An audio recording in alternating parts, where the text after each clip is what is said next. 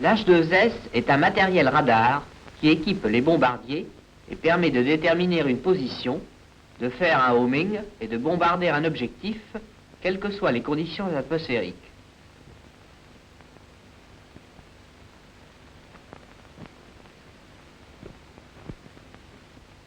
Le principe de l'H2S est le suivant. Les ondes ultra courtes émises d'un avion sont réfléchies par la surface terrestre. On capte les échos qui donnent sur un écran une image du terrain survolé. Cette image, analogue à la représentation fournie par une carte, convient à la navigation et au bombardement, car les villes, les côtes, les rivières importantes apparaissent nettement, tandis que les montagnes et les collines sont moins visibles.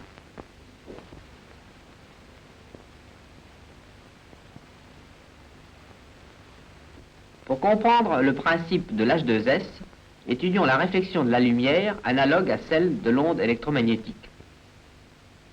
Si nous survolons la mer, le dos au soleil, elle apparaît sombre.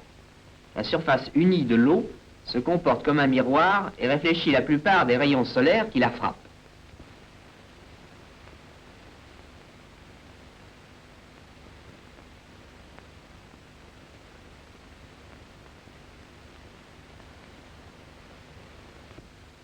Si nous approchons de la Terre, celle-ci apparaît plus lumineuse que la mer.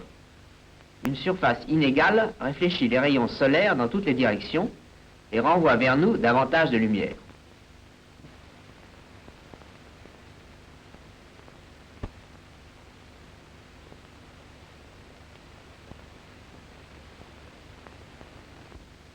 Une ville, par suite de ses nombreuses surfaces bâties, nous renvoie une plus grande quantité de lumière.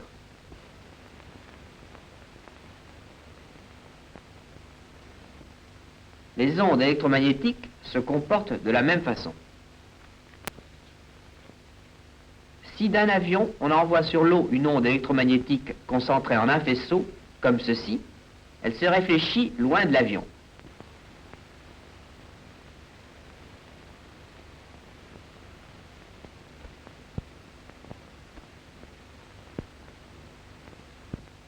Sur le sol, elle se réfléchit dans toutes les directions, et un écho plus fort revient vers l'avion.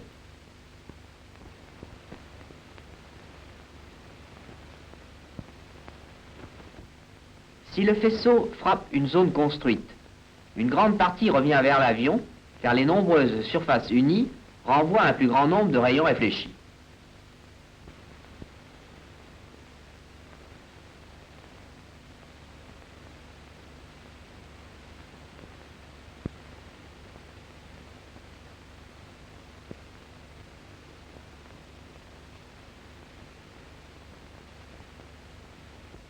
De plus, dans le cas de villes ou de bâtiments isolés importants, presque toutes les ondes émises seront renvoyées vers l'avion par réflexion totale sur des surfaces horizontales et verticales.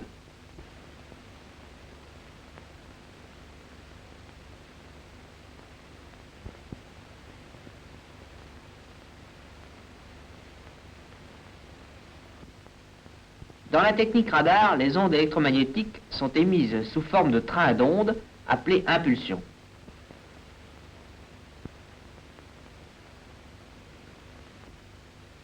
Si nous émettons des impulsions concentrées en un large faisceau, la mer ne renverra qu'un faible écho dans notre direction. Le sol donnera des échos plus forts.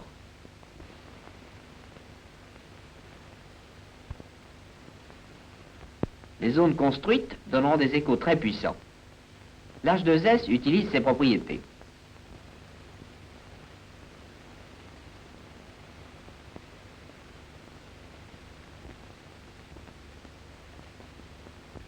En pratique, le bombardier H2S est équipé d'un petit poste radar, émetteur et récepteur, et possède, placé sous le fuselage, une sorte de coupole à l'intérieur de laquelle se trouve un miroir parabolique.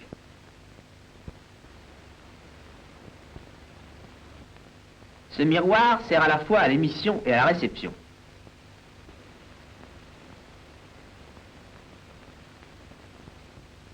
On émet des impulsions électromagnétiques concentrées en un faisceau. Vous voyez ce faisceau sur l'écran. Le voici en coupe verticale.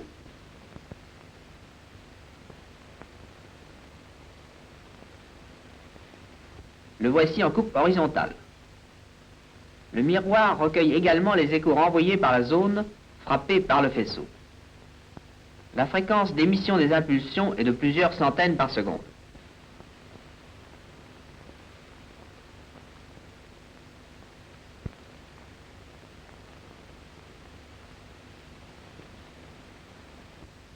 Si l'on veut obtenir une représentation complète du sol, il faut faire tourner le faisceau.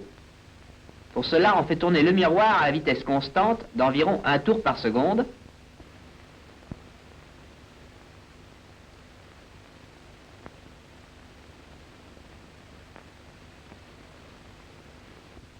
Et le faisceau balaye le sol à cette même vitesse. C'est ce qu'on appelle l'exploration.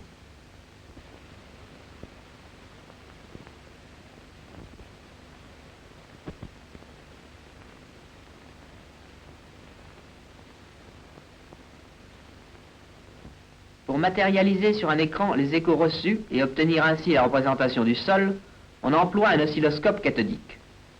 Sur l'écran, un spot lumineux trace sans cesse une ligne de balayage dont l'origine est le centre de l'écran.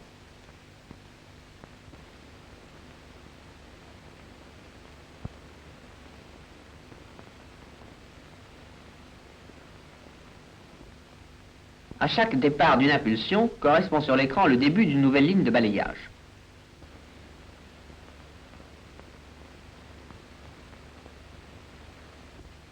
Quand l'avion reçoit un écho, le spot lumineux devient plus brillant.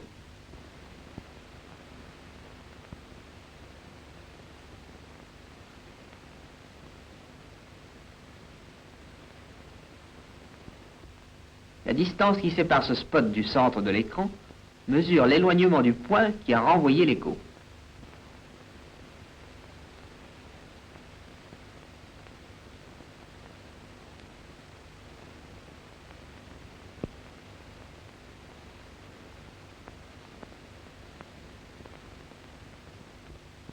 L'oscilloscope employé est du type à grande rémanence lumineuse et la brillance du spot persiste environ 1 seconde et demie. En réalité, chaque trace laissée par le spot est déplacée sur l'écran par rapport à celle qui la précède.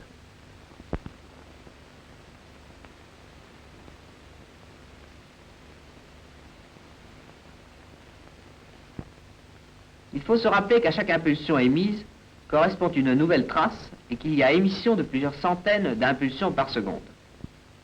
À vitesse convenable, on a une ligne de balayage tournante qui décrit tout l'écran 1 fois par seconde.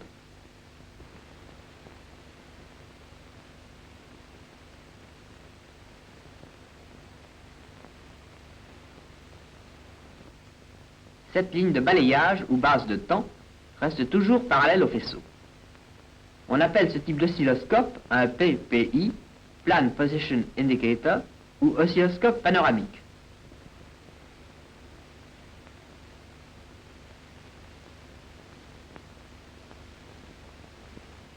Au moyen du ralenti, voyons ce qui apparaît sur l'écran quand le faisceau électromagnétique frappe un objectif isolé, une usine par exemple.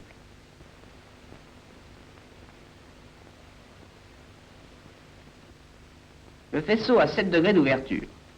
Ainsi, quelle que soit la petitesse de l'objectif, le faisceau le balayera sur 7 degrés.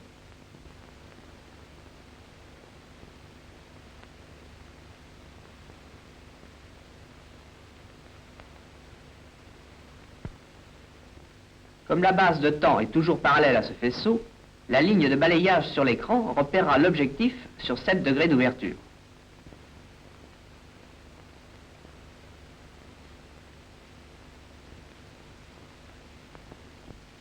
Ainsi, toutes les traces d'ici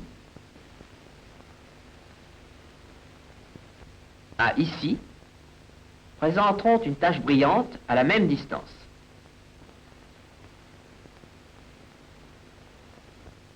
Et à vitesse normale, l'écho apparaîtra comme ceci. Un petit arc de cercle brillant de 7 degrés de largeur.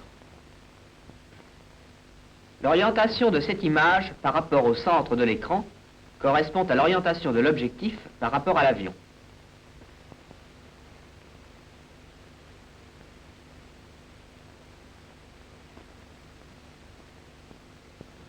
Voyons maintenant ce qui arrive avec un objectif plus important, une ville par exemple. Cette distance-ci est supérieure à celle-ci.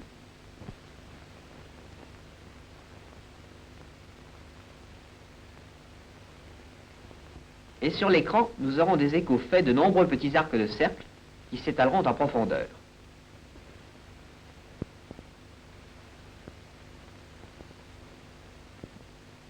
Vous pouvez voir que l'image correspond alors à peu près à la forme de la ville.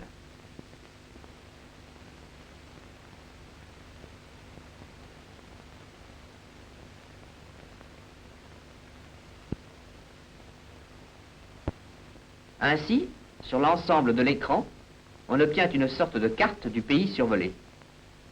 L'avion est au centre et les villes, les usines et les bâtiments ressortent en taches lumineuses.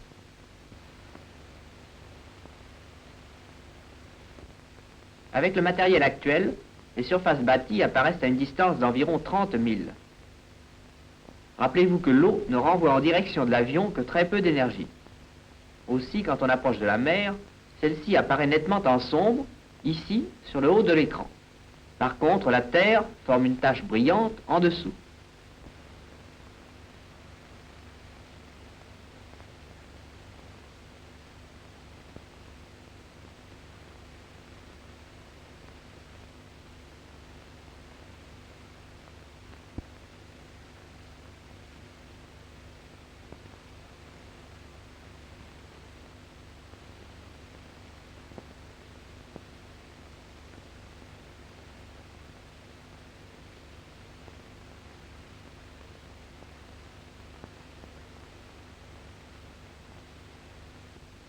En règle générale, l'écho d'un bâtiment isolé ne persiste pas très longtemps sur l'écran.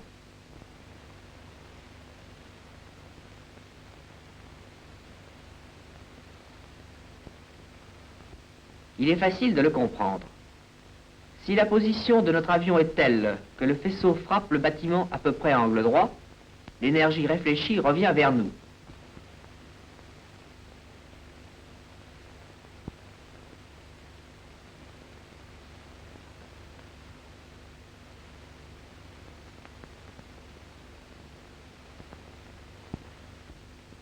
Mais quand nous poursuivons notre route, l'écho est renvoyé dans d'autres directions.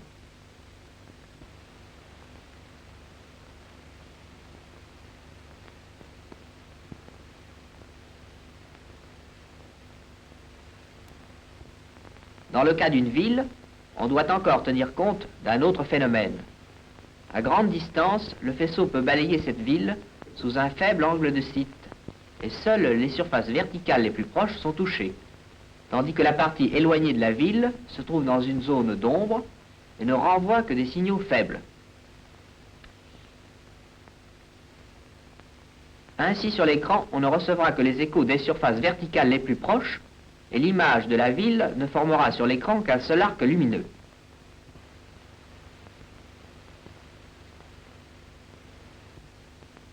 Quand nous approchons, l'écho s'élargit et l'ensemble de la ville est balayé par le faisceau. On a sur l'écran une grosse tache lumineuse.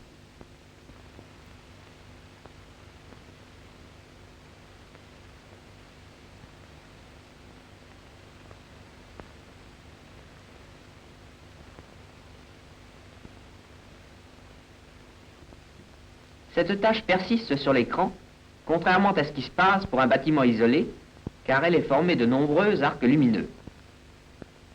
Quand nous approchons de la ville, certains échos sont renvoyés dans d'autres directions et disparaissent de l'écran. Mais d'autres échos apparaissent et il y a un nombre suffisant de bâtiments pour toujours donner une tache assez large.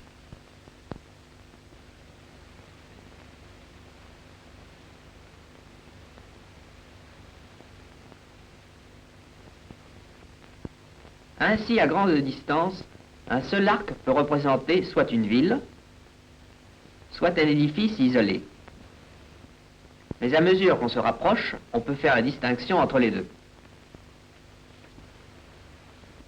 Si l'écho provient d'une ville, la tache persiste et s'élargit peu à peu.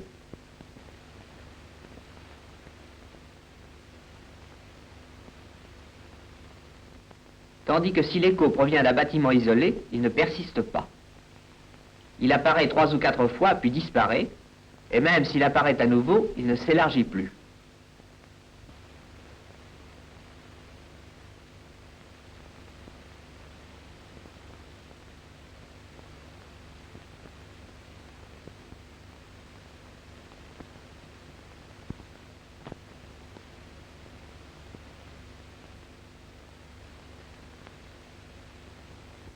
Sur l'appareil H2S, un bouton de commande appelé commande de gain sert à faire varier l'éclat lumineux des échos qui apparaissent sur l'écran. Si nous donnons trop de gain, l'écran apparaît trop clair et il est difficile d'observer un écho quelconque.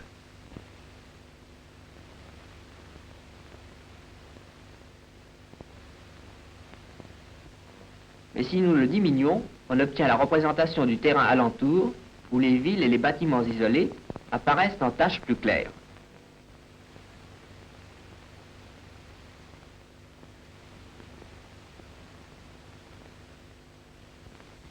L'eau ne réfléchissant vers nous que très peu d'énergie, tout plan d'eau apparaît sous forme de taches plus sombres.